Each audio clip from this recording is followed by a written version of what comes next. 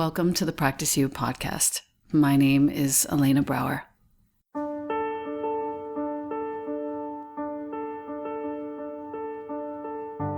Together, we'll explore and enjoy content and conversations around mastering transitions in our relations, our wellness, our careers, our families, and especially in our missions and visions. You are invited to learn and love and listen with me. Welcome to Practice You.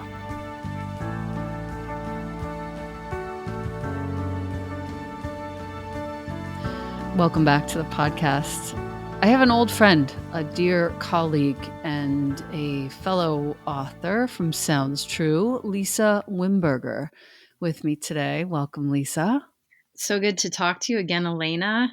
Lisa's the author of Neurosculpting, which was one of the first books I ever read regarding using my brain to heal things like trauma, limiting beliefs. I had really no clue before I read your book, and it was actually gifted to me by my editor at Sounds True when we first started discussing the possibility of working together. And it was a big gift because it opened up the entire can of worms. In fact, on the cover, you have a blurb from Rick Hansen, who's now become another favorite brain scientist teacher of mine. And he lauds you for blending brain science, spirituality, and a comprehensive action plan, which I think is one of the most important things that I could say about you. This is what you would do, my listener, if you need to clear anxiety, if you need to lift your mood, if you feel like you're not quite enjoying your life every single day. This is our girl. So Lisa, again, welcome. And I'm really excited to have you here. And I have lots of questions. I always love our conversations, and you are a powerhouse. So it's always exciting for me to talk with you. Thank you. So sweet.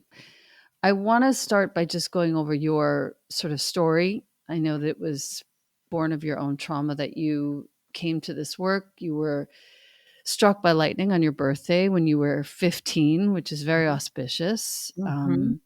You began having blackouts that summer. Mm-hmm. Can you tell us more about those? Yeah. So I guess it was shortly after I was hit, started having fainting spells. Oh, well, at least I thought they were fainting spells because I would lose consciousness and then I would wake up quickly after. But within a couple of years, I was not really waking up the way I should have. I was groggy. I was immobilized. Probably by the time I was 18, I would come out of these episodes and I would be, in a puddle on the floor, totally immobilized, can't move because I'm about to like lose my bowels or vomit all over the place, or couldn't even really control my muscles. And these happened a lot when I was by myself. Generally, they'd happen around the time I was either menstruating, or if I would get out of bed and, go to the bathroom, they'd happen in the bathroom. So I hid them. My parents I told them I'm passing out. I don't know what you believe when a 15-year-old tells you these things, but I never really got any kind of diagnosis. But by the time I was in my 20s, they were getting really profound and debilitating. And eventually I got a diagnosis when I was 30. After 15 years of having them, I had one very auspiciously in a doctor's exam, a routine exam. Actually, it was a gynecological exam, Whoa. which was very freaky because as a woman, that's your most vulnerable.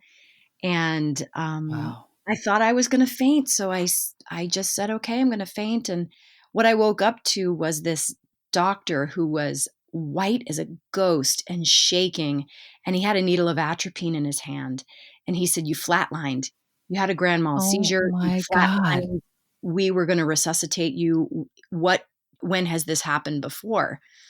And I can't speak. At this point, I'm in a complete puddle. Like the whole bed is drenched. I think I urinated. I don't know. I can't speak. And I just looked at him and I managed to get out of my mouth, well, this has been happening since I was 15. And he gave me my diagnosis after they sent me to the hospital and determined I was not epileptic. I had normal EKGs, normal EEGs. They told me I had extreme vasovagal syncope, meaning my vagus nerve was putting me into an extreme freeze response reaction to stress. And I was doing the play dead option so well that I was going into bradycardia, dropping my heart rate, and eventually flatlining. And that was the beginning of the aha moments, like, oh my God, this is stress? How could this be stress? I'm a meditator. My whole life, I've been a meditator. The seizures got much worse. And the very last one I had, I just could not breathe again on my own. And I knew if I had been alone during that one, I probably wouldn't have come back. And at that point, I knew I had to do something about it. I dove into neuroscience for self-preservation. I dove into learning about my brainstem and the vagus nerve and the freeze response, and read the work of Stephen Porges and the polyvagal theory, and uh, Peter Levine and Waking the Tiger, and all these somatic approaches that actually saved my life and gave me the insight that we don't understand our nervous system, and we need to, because it drives how we experience the world and then how we express in the world. And we've dissociated from that so much because we don't get a manual for it. We're taught in spiritual practices we're more than this body, and of course I believe that, but that then kind of gave me permission my whole life to ignore the body, since I'm more than it. And I needed to stop thinking that, and I needed to say, oh, I am in my body. How do I want to speak to it? How do I want to love it? How do I want it to support me? And I need to learn the language of my body. And so that was really the impetus for neurosculpting. And when you had a seizure in front of your 3-year-old daughter in a food court, Mm, I read that as part of your story, and that one struck me. What on earth? How on earth? She's now 16. yeah, How has that impacted things? It's sort of a tangent. I'm sorry, but I'm just curious to hear like the personal things. that was probably the worst day of my life, for sure. So we're just sitting there having lunch. She's in a high chair, and I bite into a chicken bone and have a seizure. Now, of course, I don't know I'm having a seizure. Oh my God. I'm actually in a seizure. I'm hallucinating. So I think I'm conscious. I think she and I are still interacting. It's not until the paramedics are over me Mm. that I realize I've had a seizure. So I leave completely. So my face smashes into my plate of food. I flip over backwards. I'm on the ground. This is what she sees. I wake up to paramedics. I don't know how long I was out, obviously long enough for them to get there. So that's minutes. I open my eyes. I can't speak. I can't move. And all I could think of is, oh my God, where's my daughter? Where's my daughter? And now I'm in this space of, I don't know what reality is at this point. She runs over to me and puts her hand on my chest. And she said, Mommy, did you die? And now my whole world is like, oh my Oh my God, I God. have a 3-year-old. And that's never a question I ever expected to be asked. And now I'm starting to project the long term. What do I do for her to reestablish her sense of safety in the world? Because there's none. She just watched mom exit. So for about 2 weeks after that, she was hyper vigilantly attached to me. I mean, if I blinked too long, she was like on me. Mommy, are you okay? And so we had to start practicing 911 scripts and phone calls when she was 3. Oh, I had to start teaching her, what do you do if this happens again? You just stay next to me. You do not go anywhere. You keep your hand on my body. Like all this stuff that I never expected to deal with. And then I would say within a year, No, within about a year and a half, started noticing very typical classic OCD symptoms with her.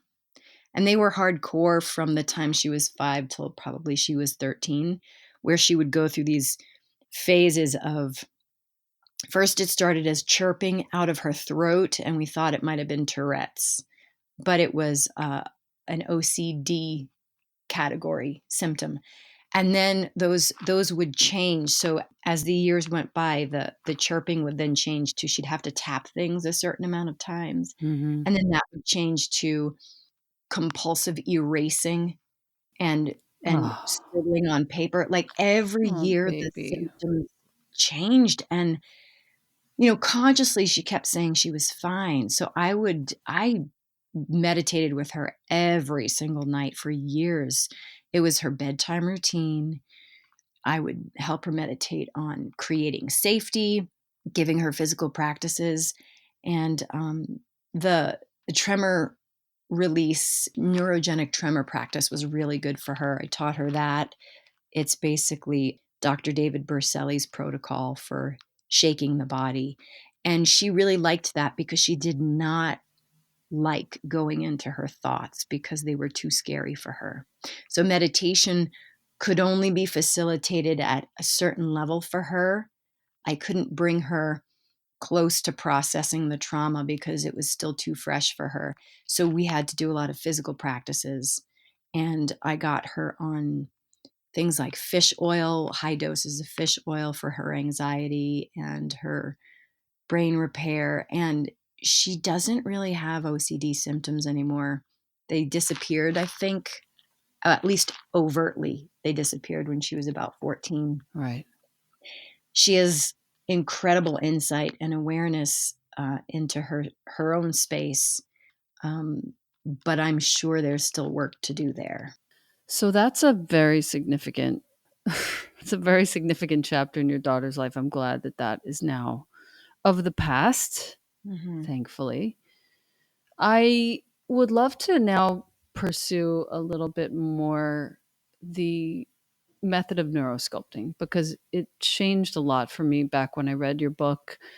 It's very dog-eared and underlined, and I can't say enough about the help that it gave me fusing brain science, meditation, really mindfulness, I think in your case, so that even, sort of most challenging, limiting beliefs that I had, I now knew upon reading this book could totally be rewritten. I didn't realize what neuroplasticity really was until I read your book. And Mm. I think it's one of the best out there, which is why I Oh. really wanted to talk to you. The book itself is called Neurosculpting, if you're listening. And you created it out of necessity. And even, as you say, out of love for your daughter and your husband, because it's a way to go outside of all the other things that are out there and just take 5 steps so that you can release the grip of whatever it is that's gripping you. Um, the 5 steps, I actually took some notes for our talk, so I have them in front of me. Mm. And you call it self directed neuroplasticity in order to support repatterning, which I really appreciate and feel. Step one, you're down regulating your hyperactive stress activity Hmm. and you're engaging with your parasympathetic nervous system response. So, all that translates into you are, it's sort of like you're shifting a car. You're shifting out of drive and back towards neutral. Hmm. Can you speak more about what step one means to you? Yeah. We all hope for change. We all want it at a conscious level. But the nervous system is not driven by conscious level thought. The nervous system is driven by the subconscious patterning it has created. So to want it at a conscious level doesn't really do a whole lot to get it. It's a great starting point, but you have to go in and speak the language of the nervous system to get it to move out of self protection mode so that any change you hope to have has a foundation to stick into and integrate into. You cannot do that when the nervous system is in arousal contraction or You can't do that when the nervous system is in such deep freeze that you're dissociated. So, in order to allow the conscious mind to drive the changes, we have to prime the nervous system to be listening in an expansive parasympathetic rest and digest sort of way. I like the idea of the nervous system listening. Yeah. When it's in hyperarousal, it's not listening, it's dictating. And when it's in deep freeze, it's not listening, it ran away from you. So we need to actually evoke a listening from the nervous system. And that means we have to go in and know where we are on the spectrum. Are we in deep freeze dissociation or are we in hyperarousal? And we teach people what these feel like. And from wherever we are, we meet ourselves where we're at. From wherever we are on that spectrum, we can use mental and physical practices to move ourselves along that spectrum until we hit this beautiful homeostasis in the moment that is rest and digest. And at that point, the nervous system gets to say, oh, I'm listening. So if you'd like to shift a pattern, I'm a little willing to do that right now. And if you'd like to orient me towards something better, I'm willing to do that as well. And so step one for me is always, always orient to whatever is going to get me into rest and digest. And typically, that's safety, comfort, support, consistency. Those are the categories that will orient most people. Am I safe in this moment? Am I dry? Is my body temperature regulated? Do I have access to food and water? Is this cushion comfortable? Is my breath breathing consistently in and out? Do I have shelter from the elements? Mm, This is a very simple list, right. but this is step one for a mammalian nervous system. So it's universal. What kind of blows my mind right now, I have my hands in a few different projects that relate to children trafficking, female genital mutilation, early childhood pregnancy, forced childhood marriage. These are things that I just want to put a highlighter pen on the fact that these steps that we're going through right now are complete luxuries for most of Mm-hmm, us. When you're in a survival situation, step one isn't quite an option. mm-hmm. So I just wanted to point that out. Yeah. And so for those people, that's where the shaking comes in. That's where the physical practices come in. And the beautiful thing about neurosculpting is we recognize there are two ways into the nervous system. One is top down, thoughts affect the nervous system, and one is bottom up through the body to then influence the thoughts. And we cannot ever assume that everyone can go in the same way. So, for people who cannot orient to safety because perhaps they've never, ever known it, we go in through the body. They can shake. Shaking is profoundly regulatory, regulating for the nervous system. It will take a level of dissociation and scale it back to a bit of embodiment. It will take a level of hyperarousal and discharge the energy of that and bring that closer to homeostasis. So, when we think of in the herbal world, there are adaptogen herbs that tend to know just what the body needs and will change their influence on the body based on your needs. Neurogenic tremoring is that to the body. It will take you no matter what your response and help move you in a direction towards more regulation. So, like for instance, my daughter, she could not use her top down process to get to homeostasis. Thoughts were too scary for her. So, for her, we had to go bottom up in through the body. And perhaps for those girls in trafficking situations or mutilation situations, there really is a difficult time going top down. And so that's why we have to learn the language of the nervous system because there's more than one way into it. This neurogenic tremoring, first of all, I want to spell it for my listener, Neurogenic. E-N-I-C. Tremor, Tremor. The doctor's name is David. Can you spell his last name? Berceli, Bercelli. Thank you. So that is work that I've actually been privy to once or twice, but I didn't know what it was called. And it is extremely helpful for certain types of trauma.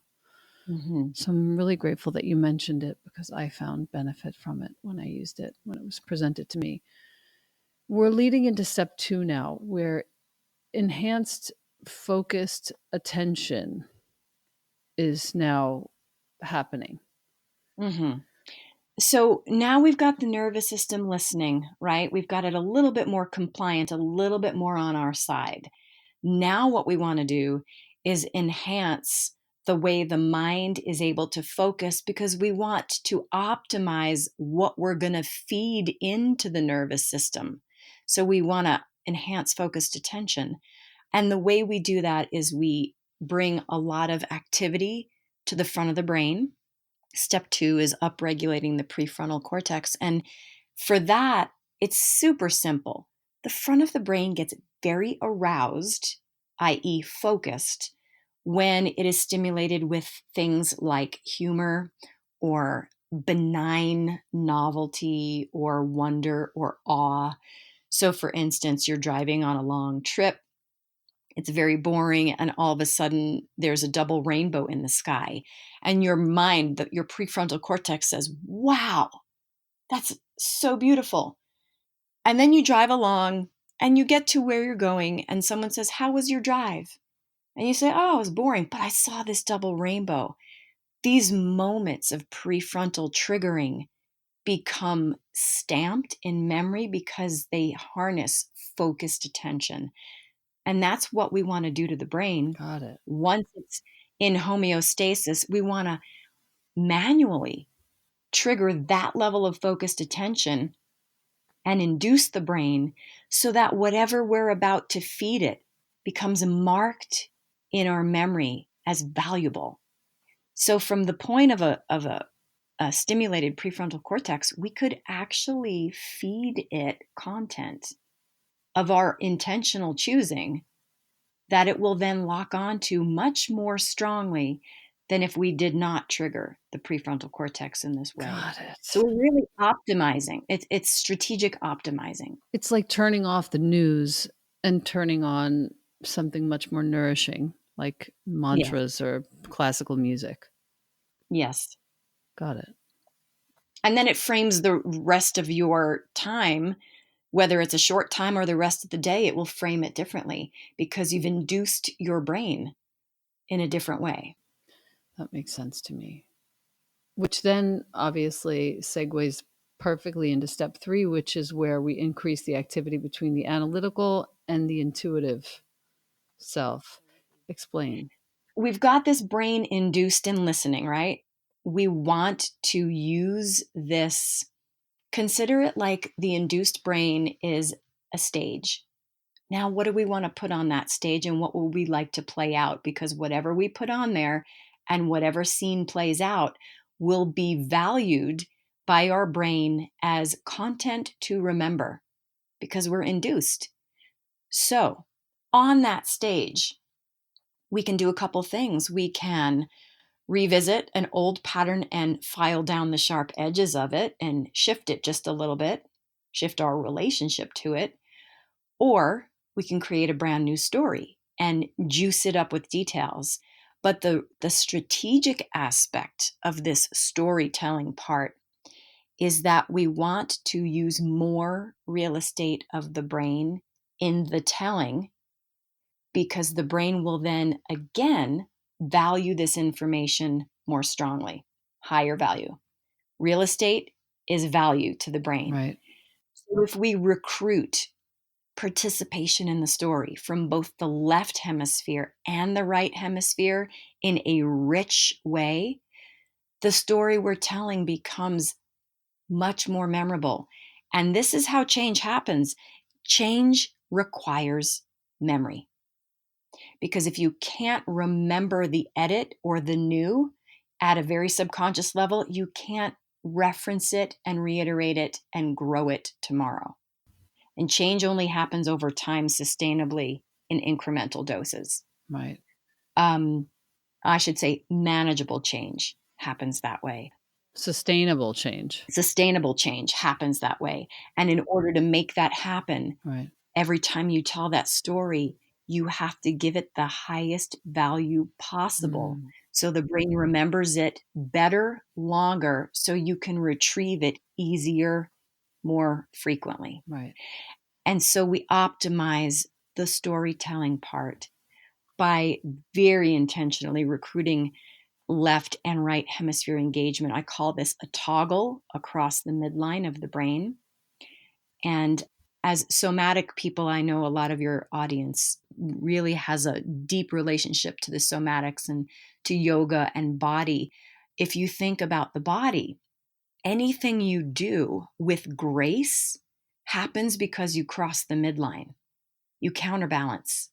For every step forward with your right foot, there is an equal and opposite counter on the left side of your body. This crossing of the midline is inherently necessary for grace, balance, poise, skill, and for learning. And it's the same in the brain. When we get to cross the midline intentionally, we optimize all of those things within the storytelling. And it keeps us from looking at an old thing the same old way. Right. It actually stimulates a very new perspective, which is also helpful. So, step 3 does so many different things. Mm. Step 3 is profound for me. I got the chance to interview my kid in one of the earlier episodes of the podcast, and we talked about the fact that right after his dad and I separated, I told my kid the story of a little girl named Elena and would sort of add detail and different aspects and facets to it every night. But I told the story for several, like probably a year and a half, 2 years, several months, of how Elena went through her life and all the things that she liked and all the things that she did, and then all the way up to meeting his dad, all the way up to our deep and beautiful love, and how that love gently turned into a friendship. Now, at the time, that wasn't actually the case, Mm, but it became so because I kept telling the story and seeing Jonah's delight in it every night at bedtime. It became true in a funny way. that's so beautiful. But it's exactly the step 3, I now realize. Yes. So Yep. interesting. Anything you tell yourself long enough will become true. Right. And if you tell it to yourself in an induced way with a very strategic neuroplastic enhancement, Mm. you'll believe it faster. We have a great coach. My doTERRA team, we have this coach called Deb Erickson, she has a company called the ICANN Institute. And all of her Mm. tools are basically neuro tools. Mm-hmm. And this is exactly what she teaches. That's amazing. I get it. Okay, step 4. Step 4. This one has a lot of big words in it, girl. Yes, I know. All right, I'll break it down. Good. Step 4 is the opposite of you're not your body. Let's put it that way. And here's the importance of step 4. The body is the container that all of this anchors into. It is the interface the spirit has chosen to react, respond, and interpret the world. Therefore, we have to make sure that interface is working in our favor. The body, according to Bessel van der Kolk, the body keeps the score, and this is the truth. Everything you think and feel is stored somewhere as a cascading signal or result of body mechanics. You contract a muscle when you're scared, you soften a muscle when you're safe. When you feel love, your blood vessels dilate. I mean, everything has a body component. So every sense, every skin touch, every motion has the opportunity to associate with a perception. The song on the radio that you haven't heard since prom will give you a flashback. It really does, by the way. It does. The smell of the perfume or the cologne your first love wore will send you back and cause you to miss exits on the highway because you forgot you were driving. So the body has these portals into our psyche, and we use that in step 4. At a moment where the mental story is so juicy and you're editing it and you're putting intention to this aspect you want to focus on, we want to mark it in the body. And we do that by either making some sort of hand gesture with the non-dominant hand, or you can hold a rock and feel it, or you can put your essential oil on your wrist and smell it at that moment. Anything you can do in the moment of a critically new and better perception should be marked in the body as a bookmark, because you will create a link for that body motion to that thought, which then means tomorrow, what do you think is going to happen when you smell your oil? Your subconscious is going to say, oh yeah, that better story. And it's going to reference it just a little bit, which means exercising it. Referencing it is exercise to the brain. So this is really called Hebb's law of neuroplasticity. Neurons that fire together wire together. If something happens, totally unrelated, simultaneous to a very important perception or feeling, those two things will link because the brain is trying to make them efficient, and the brain values synchronicity. Brain says if it's happening simultaneously, it's probably for a reason. I will automate that and link them more and more. Wow. So we can take advantage of that in step 4. And you can link anything to a perception. We like to use our hands because they're with us all the time. You're welcome to use anything really in the environment, but that becomes a little risky if, let's say, you're constantly linking your sense of safety to the smell of lavender. What if you run out of your lavender oil? So that's why I say use the hands or the body first and add on all the other things you'd like to link. You're programming. This is just programming your mind to be triggered intentionally because your mind already did this. It already programmed you to be triggered unintentionally all the time. The mailman walks up and you start to go into contraction because you're like, he's going to be delivering bills. Ugh, that's a trigger. Mailman has nothing to do with your debt, but he becomes a trigger. Song on the radio, the sound of the siren, all of these things are unintentionally linked by Hebb's law. We're just putting intention to it in step 4. I like the idea of the unintentional programs, triggers, every other input, and then just turning it into something very, very intentional as an overarching theme for this, whole conversation. Absolutely. Acknowledging that so much of it is happening unintentionally and then coming through with some intention. Yeah. So that leads to step 5, which is where we are now enabled to easily identify and replicate the process in a regular daily moment. Yeah. And step 5 is very similar to step 4. We're going to bookmark it, but we're going to bookmark it with a word, a linguistic reference, because the analytical side of us really likes to put labels to things. It likes to call us capital I. It likes to call a chair a CHAIR. It likes to believe it has authority over the world by naming things. So we let it do that. We invite that in at the end and we ask the meditator, choose a word or a phrase that could be meaningful to you or pure nonsense, but a word or phrase that best would remind you of this experience. And you're using the same principles as step 4. You're linking a random word or phrase to a reference to the meditation. And then, of course, if that word comes up in conversation, or if you then write that on a post-it note, that becomes a powerful affirmation. And this kind of brings me to my love-hate relationship with affirmations. And I have that also. I have the same. we choose arbitrary affirmations that we read in books, but we don't know that the content we've ascribed to that affirmation, the subconscious meaning of that may be totally counterproductive. So, for instance, the affirmation of, I don't know, life is great may not be plausible to the subconscious belief systems we have. And so every time we say it, the nervous system is calling BS on it. And that's the opposite of what that affirmation is supposed to do for you. But with neurosculpting, that word at the end, you are loading its meaning and its association. And when you do that, that's when the affirmation works for you.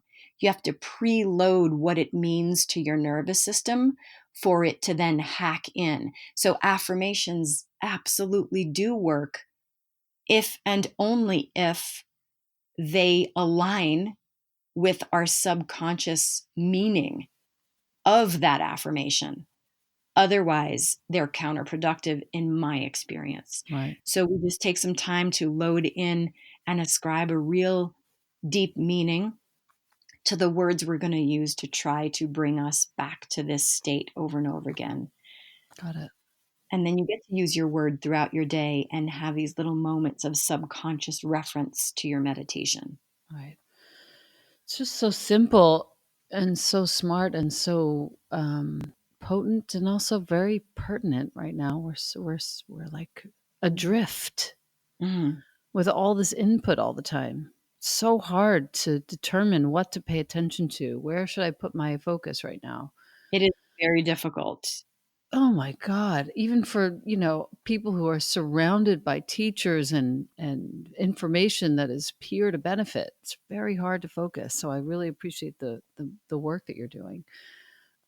I'd love to hear about your vision for the future of your work. Like, where do you see this going? Tell us more. You know, I've often just let it tell me where it needs to go. Hmm. A lot of times I've had an agenda and I realize that that agenda is coming from a conscious level, but my subconscious is doing all sorts of different things with it. So here's my hope. We've been moving this in the direction of the healthcare industry, and we've been working really hard to do that. So now our deep neurosculpting practical immersion, it's a 16-hour course, is CE qualified for healthcare providers because I deeply believe that if we could change the vibration of the Western healthcare industry, we might start seeing people as a whole functioning unit that has an intelligent design inherently built in that we can tap into. And maybe the face of disease treatment could change.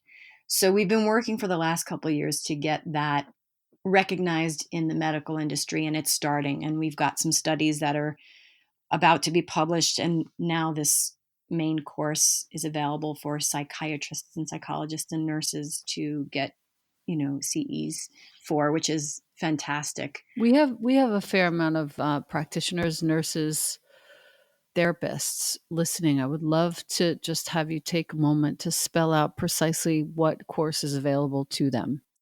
It is the Warrior One Neurosculpting course. It's on the website in our online learning store.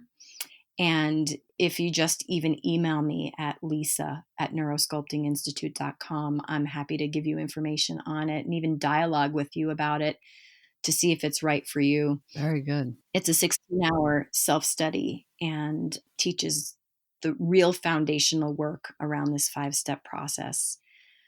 And so that's one direction. The other direction, has been a mission of mine for the last 12 years. I work with law enforcement, and I have some new police contracts this year where I go into police agencies and God, my vision is if there's a person whose finger is on the trigger of a loaded gun, they absolutely should know how to regulate their nervous system in the face of their biases and stories. And so that's been a huge crusade for me for since before it was even called neurosculpting.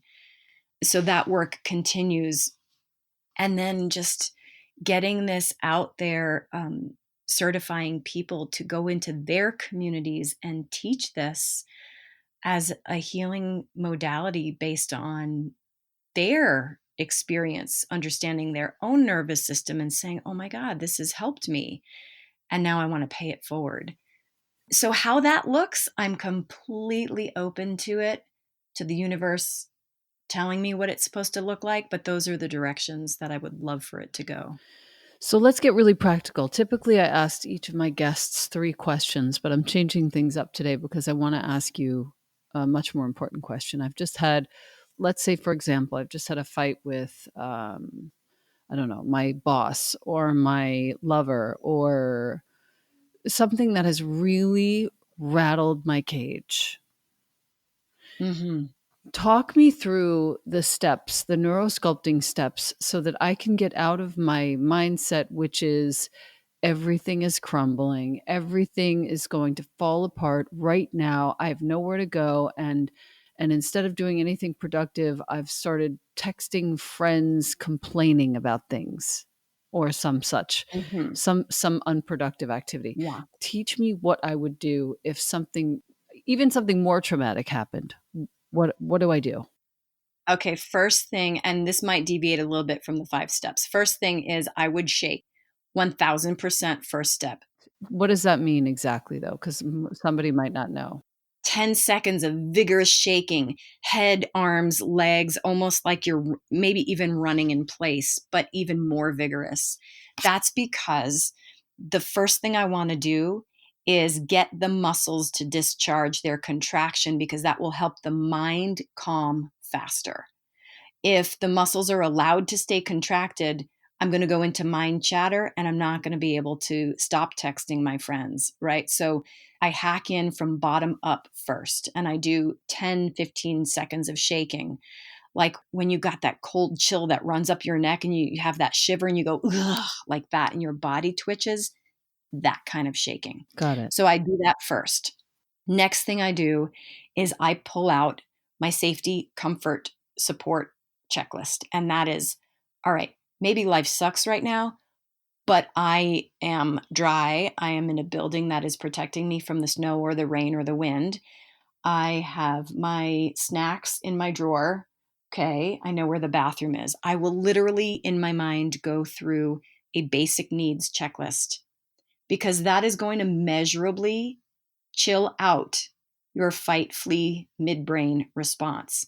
Even if it's only one little notch, you want to start the process of downregulation. So, shaking first, reliability, consistency, safety, support checklist second. And literally, this all takes like 30 seconds. And then from there, if you can invite yourself to notice one new bizarre aspect of your environment in the moment, or if you could bring to mind something ridiculous like, all right, life sucks, but what would it look like if my boss had a clown nose on right now? Or how ridiculous would it be if my lover who I was fighting with right now had, 3 arms? If you could bring to mind something so bizarre and novel, you'll pop yourself into your prefrontal cortex. Right. From there, that might be all you actually get to do. But that is a massive amount because now your nervous system is poised differently to deal with the in the moment experience. Later, what I would do is I would ask myself, what stories of mine came up? Was it my not enough story? Was it my I need to be validated by you story? And that's when I would go into a full meditation and go to step 3 and look at that story when I evoke it. Where does that live in my body? And can I shift my body's response to that story? And then can I mark that shift with step 4 and 5 with a hand gesture and a word? So I would actually break up the steps. I would do the steps shaking as a precursor, and then steps 1 and 2 for in the moment, and then later do the full 5 steps for a debrief resculpting of the way I store today's experience. Got it. And the hand gestures and other things, where can I or my listener learn more about those practices? Yes, I mean, they can always just come to the Institute and take a bite-sized chunk class and we'll teach you how to use that. But in general, the hand gesture and the words kind of need to be loaded with meaning before they can be used in the moment. So I would associate a hand gesture a few times in a meditation for it to then be something I could use in the moment to bring me back to that state. So those are a little bit, they take a little preloading and a little repetition. But just after a few times, let's say you've loaded in a hand gesture to a point in your meditation where you're actually exhaling and softening. If you've done that a few times, then in the moment, that hand gesture might evoke that down regulation. So it takes a little preloading, but then it works in the moment as a daily use tool as well. Got it. So it's basically there's no hand gesture to learn. It's something that you do that you make up for yourself that gets loaded with a meaning that takes you from point A to point B, point A being something incredibly negative and point B being, okay, I'm healing again. Yes, correct. Great. All right, good. Um, I want to thank you so much for the time today, and I also wanted to point out that you also have a kids book, The Monster Story. Will you talk a little bit about that for the babies? I wrote it for my daughter after the episode in the food court because I went, "Oh my god, so that memory is now the monster under her bed and it's going to plague her." And then I thought about children everywhere and I was telling this kid story in a class that I was teaching at Naropa in Boulder, Colorado. It teach as part of their human growth and development course. And as I was telling this kid story to illustrate the power of an experience to turn into a story that turns into something that haunts us, I used this kid story to explain the dynamics between the hippocampus and the amygdala as characters in the library that gives you these stories. And the director stood up and said, "Oh my God, every kid needs to read that book." And I thought, huh, I'm telling the story because I developed it for my daughter. But yeah, I do think kids need to read this book. So I wrote it. And so The Monster Under Your Bed is just a story in your head is a book designed to teach neuroliteracy to children. And it's designed to teach it in a story way where the child is actually learning the 5 steps of neurosculpting within the story. And the caregiver or parent who's reading their child the story is also learning how to facilitate that with their child. And then it's got some tips at the back for helping the children get a little bit more intentionally neuroplastic. Mm. And you know, it's a book to teach critical neuroliteracy skills to children who, as you now know with the work you're doing, are facing global catastrophic level experiences with no tools. None. And these are the kids that are going to lead us in the future. And we need to do our job now to give them the tools to create a world that's good for them. Otherwise, we're robbing them. We're robbing them right now. I would love, if I could, I'm working with an organization called Girls on Fire Leaders, and I would love to, I don't know, even pay you for an hour of your time to just give me a really nice step by step what I can teach them when I go to Kenya to see them. Um, Mm. that would pertain to their experience because it's so different, obviously, than what you and I are experiencing right now in our beautiful homes in the United States of America, as completely fucked up as all of this is. I would love to. Actually, I had an African refugee program some years ago where we trained ambassadors in Colorado from all different countries of Africa who were here because they had escaped sex trafficking, and so there's some tweaks that need to be made for those women, and I've already worked with them doing that. I would be thrilled to work with you on that. That would be great because we're working with girls ages 6 to 16, training the youngest to then become teachers as they get older. So the eldest are now teaching the youngest. So Mhm. we're kind of, teaching ourselves out of the equation. Mhm. You're giving them back their power by removing yourself from the equation. Correct. Yes. So what I would love to do, that's what I would love to do. I think what I'll do is just email you and then you and I can jump on a call. I'm happy to compensate you and get something in writing that I can then teach and use to train the other girls. Sounds great. Thank you. Oh my gosh, thank you so much. I really truly appreciate it. It's been many, many, many years of enjoying this book. The book is called Neurosculpting and it is one that does not leave my shelf. I'm so happy to hear The only time it left was when somebody stole it. that. I had to buy it again and underline and reread again, of course. Oh, thank you so much, Elena, and for all of the amazing work you are putting out to the world. We so need you. Mhm. We so need all of what you're doing, and you're just changing lives of women in deep, deep need, and it's such a blessing. Oh, thank you. Thank you, Lisa. Really nice to talk to you today. And thank you once again for everything you do. You too. You have a wonderful day. Thank you.